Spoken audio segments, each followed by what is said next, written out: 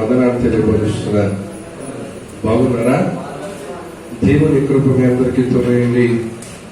నడిపించిన విధానానికే దేవాతి దేవునికి స్తోత్రం చెప్తాం. దేవుని స్తోత్రం. ఆయన సన్నిధి మనకు తోడై ఉన్నందున మనం ఆయన సన్నిధిలో నిలిచి ఉన్నాం. దేవుని స్తోత్రం. మంచిది. వాక్యాన్ని ధ్యానిద్దాం. వాక్యమైన దేవుడు, వాక్యమైన తండ్రి మనతో వాక్యము ద్వారా మాట్లాడను గాక. అవే ఆనందంగా ఉన్న వాళ్ళందరూ గట్టిగా స్తోత్రం చెప్తాం.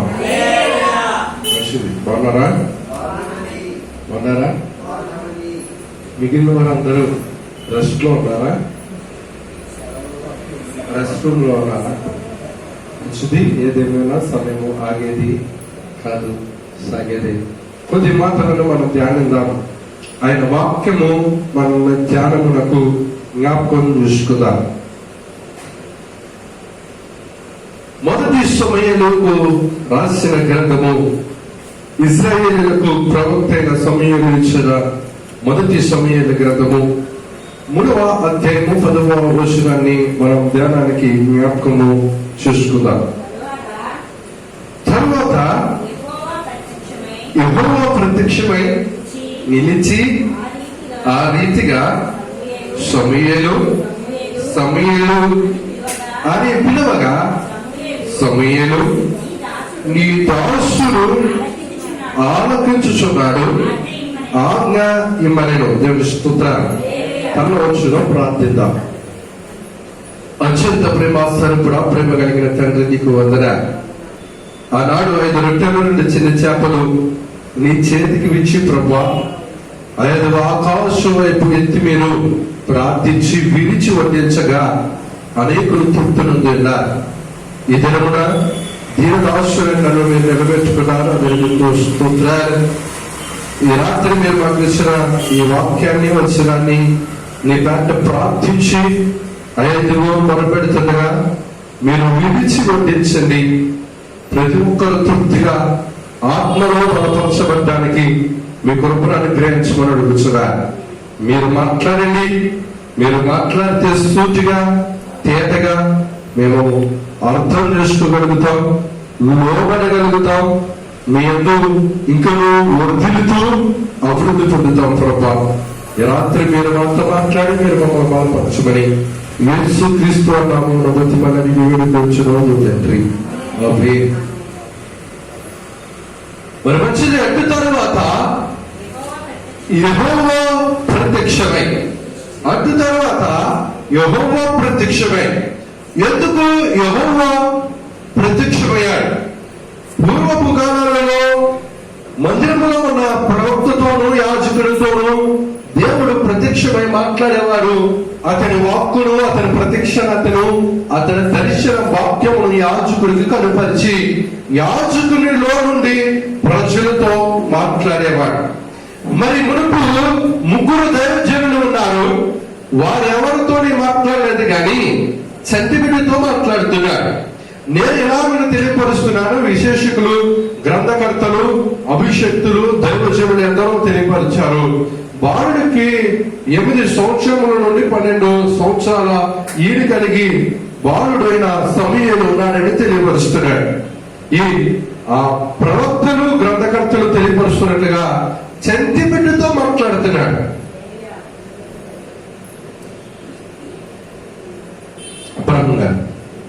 ఎవరితో మాట్లాడతారు? పెద్దవాళ్ళందరూ ఏమైపోయారు? పెద్దవాళ్ళందరూ ఏమైపోయారు? పెద్ద మనుషులందరూ ఏమైపోయారు? పెద్దలందరికీ పెద్దలు అయిపోయారు. పెద్దలు అయిపోయారు కాబట్టి దేంతో పని ఉండదు, దేంతో పని ఉండదు. అన్నీ వచ్చిందంటే దేవుడు అవసరం లేదు. అన్నీ తెలిసిన వాడికి పైన అధికారితో పని లేదు, అధికారితో పని లేదు, నాయకుడితో పని లేదు. వాళ్ళకి తెలుసు. ప్రియులారా, బాలుడైన సమూయేలుతో మాట్లాడుతున్నాడు. యెహోవా నిలిచి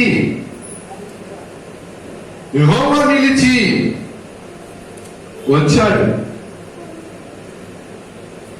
గ్యాప్ ఏంటంటే సమూయేలు ఎక్కడ ఉన్నాడు, ఏలీ అక్కడ ఉన్నాడు. సమూయేలు ఎక్కడ ఉన్నాడు, ఏలి అక్కడ ఉన్నాడు. గ్యాప్ ఎంత మట్టిగా మాట్లాడుతున్న వాడి దగ్గరికి వచ్చిన వాడి దగ్గరికి ఒకరికి కనబడట్లన్నాడు, ఇంకొకరికి కనబడట్లేదు, ఇంకొకరికి కనబడట్లేదు. ఈరోజు నేను 3 విషయాలను మీకు క్లుప్తంగా చెప్పి నేను ముగిస్తాను. సుమారు 28 నిమిషాలు తేటగా దేవుడు మనకు అనుగ్రహింపజేశాడు కాబట్టి ఈ వాక్య లేఖనంలో ఉన్న ఆశీర్వాదాలను నేను తెలియపరుస్తాను. పిల్లరా, అసలు సమయలే లేకముందు ఏలి దేవుని సన్నిధిలో ఉన్నాడు. సమయలు పుట్టక మునుపు తన బిడ్డలు కూడా దేవుని సన్నిధిలో పరిచయం చేస్తున్నారు. ఇజ్రాయేలీలకి వీళ్ళు ఎంత చెప్పితే అంత, దేవునికి వీరిని నిలబెట్టుకోవడానికి ఎంతగానో ఇష్టపడి ఉన్నాడు. 2వ అధ్యాయంలో అంటాడు, వారిని ఫరో దగ్గర నుండి తీసుకొచ్చిన తర్వాత, ఐగుప్తులో నుండి తీసుకొచ్చిన తర్వాత, కాబట్టి మీరు చదివితే ఆ లేఖన భాగ్యంలో అక్కడ వారి గురించి చాలా తేటగా రాస్తాడు. ఆ గోత్రములన్నిటి నుండి నేను విడిపించి నేను వారిని తెచ్చుకున్నాను. 2వ అధ్యాయము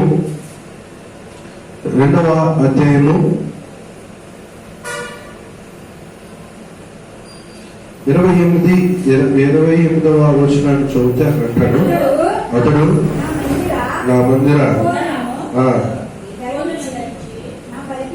అతడు నా ముందర ఎఫోదును ధరించి నా బలిపీఠము మీద అర్పణమును ధూపమును అర్పించుటకై నాకు యాజకుడు అన్నట్లు ఇశ్రాయేలుల గోత్రములో నుండి నేను అతనిని ఏర్పరచుకుంటుని. ఇశ్రాయేలీలు అర్పించిన హోమ వస్తువులన్నిటినీ నీ పితరుని ఇంటి వారికి ఇచ్చి తిని. ఎంతటి చక్కగా చెప్తున్నాడు ఈ మాటను మనం ధ్యానిస్తే. నేను ఏర్పరచుకున్నాను. ప్రియులారా, ప్రతి ఒక్కరిని కూడా నశించిపోతున్న దానిలో నుండి వెతికి రక్షించుకుని ఏర్పాటు చేసుకున్నాడు. ఈ రోజులో తన ప్రియకుమారుని మన కొరకు పంపించి, తన ప్రియకుమారుని యవన రక్తము ద్వారా మనల్ని శుద్ధిగా చేసి లోకములో నుండి మనల్ని ఏర్పరచుకున్నాడు. ఏర్పరచుకున్నామని పేరు పెట్టుకుంటే సరిపోదు. ఏర్పరచుకున్నాడు, రక్షించాడు కదా, రక్షణ దొరికేసింది కదా అని పెట్టుకుంటే సరిపోదు. బ్యాంకుకి వెళ్ళి బ్యాంక్ అకౌంట్ తీసుకున్నాడు కదా, బ్యాంకులో డబ్బులు వేసేస్తాడులే అని అనుకుంటే సరిపోదు. బ్యాంక్ అకౌంట్ తీసుకున్న తర్వాత కష్టపడి అకౌంట్ లో మనమే వేసుకోవాలి. ఎవరు డబ్బు ఊరికినే వేయడు. డబ్బు ఎవరికి ఊరికినే రాదు. ఒకవేళ రూపాయో 10 రూపాయో ఇస్తారేమో కానీ అకౌంట్ లో వేసే దాతలు మాత్రం ఎవరు అకౌంట్ లో పడేంత విశాల హృదయం, అకౌంట్ లో వేసే అంత విశాల హృదయం ఏ నరుడికి ఉండదు. అకౌంట్ తీసుకున్నాను కదా, అకౌంట్ నింపేస్తారేమో అనే ఆలోచన నీకొద్దు. నీ కష్టార్జితాన్ని, నీ రాబడిని బట్టి నువ్వు దానిలో దాచుకోవడానికి నీ అకౌంట్ ఉపయోగపడుతుంది. ఇప్పుడు కూడా రక్షణ పొందేసుకున్నాను కాబట్టి దేవుడు నన్ను రక్షించేస్తాడని అనుకునే అపోహలో ఉండదు. అది అకౌంట్ మాత్రమే. నీ కష్టం, నీ ధనం నీ అకౌంట్ లోకి నీ ధనం కనబడాలంటే నువ్వు కష్టపడి చేసుకోవాలి. ఎవరు పడతారు నింపారు, ఎవరికి ఊరికినే రాదు. ఇక్కడ నేను తెలియపరుస్తున్నాను, నువ్వు ఎంత కష్టపడితే అంత దాచుకున్నది తిన్న తప్పుగా మిగిలింది పట్టుకెళ్ళి దానిలో వేసుకుంటావు. దాన్ని చూసి నువ్వు సంతోషిస్తావు. ఇప్పుడు కూడా రక్షణ నువ్వు పొందుకున్న తర్వాతగా రక్షింపబడ్డాడు కదా అని ఆయన నన్ను ఏర్పాటు చేసుకున్నాడు కదా, నన్ను కాపాడేస్తాడు అని అనుకున్నావు. తప్పు. నువ్వు మొదలుపెడుతూ ఉండాలి. ఇక్కడ ఇదే సిచ్యువేషన్ మనం గమనించి చూస్తే, ఏర్పాటు చేసుకున్నారు, వారు ముగ్గురిని నిలబెట్టుకున్నాడు. తన సంతానానికి యాజక ధర్మాన్ని అనుగ్రహించాడు. వారిని నిలబెట్టి ఇజ్రాయేల్ పక్షమున ప్రార్థించమని తెలియపరిచారు.